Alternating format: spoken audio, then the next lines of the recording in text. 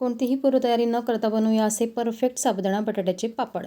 त्यासाठी 1 कप साबुदाणा मिक्सरमध्ये आपण दळून घ्यावा आणि एखाद्या मोठ्या पसरट भांड्यामध्ये किंवा कुकरमध्ये त्याला भिजत घालावं.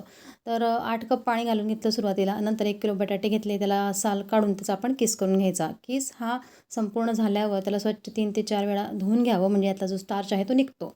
आता भिजलेल्या साबुदाण्याच्या पावडरमध्ये आपला हा किस टाकायचा आहे, व्यवस्थित मिक्स करायचा.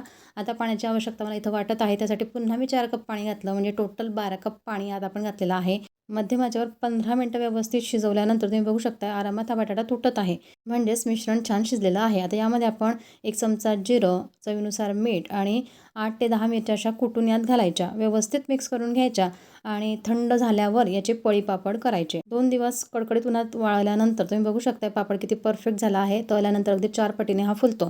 तर मंडळी, रेसिपी आवडली असेल तर लाईक करा, शेअर करा, चॅनलला सबस्क्राईब करायला मात्र विसरू नका.